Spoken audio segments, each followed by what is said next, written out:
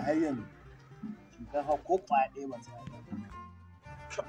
In ban da abin ka yi kai wa ma ke magana wata shinkafa.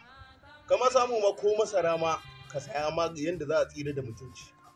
Amma ka zo kana mana wata magana shinkafa. Ko masaran ma ban saya ba. Allah. To ai ko in dai haka ne akwai mafita. Saboda akwai Alhaji dan gaske. Wannan dai ba bako bane ba kowa ya san shi. To ko jiyan nan na gaya ma na ji na da a kofar gidan shi ya tara mutane dam ana ta raba naira 10,000. Yanzu idan aka je kaga ko 5,000 aka samu ai an rage. To ku tashi mu tafi. To amma gaskiya ni dai yanzu ina da kuɗi. Gaskiya akwai wasu ɗan ayyuka da aka sani zan yi. To saboda haka ni gaskiya ban samu. Za ka bari ki. A ban samu zuwa ba gaskiya. To kai mu tashi mu tafi. Mu biya wa malam ɗan tasi dan shi ma yana cikin wannan halin. Yanzu bari in shiga wajen aikin nan. Ku tun da dai za ku je can din duk yanda abin ya faru zuwa an jima ni ma dai zan iya leƙa a gaskiya. Ba ko mun dawo mun dawo.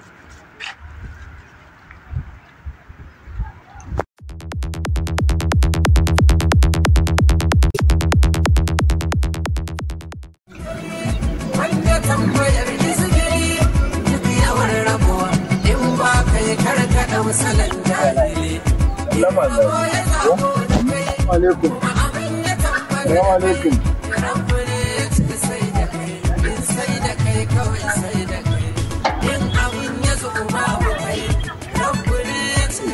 Daga Allah. Me ke tafi da ku?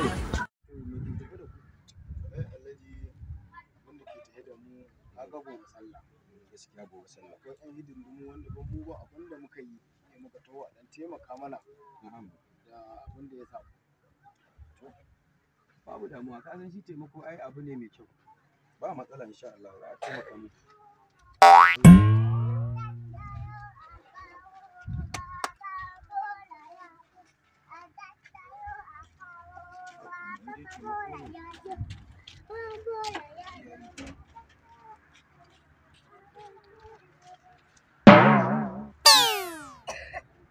Ai yana da kyau, in ka taimaka Allah zai taimake ka. Aje a ɗan rage zafi, ka san abu ne sai a rage zafi. Ai an ji ne. Gaskiya Alhaji nan mu kun ɗan hare. Me kace? Alhaji cewa ne Allah san arzikin magabata. To madalla sai an ji mu. A sauka lafiya.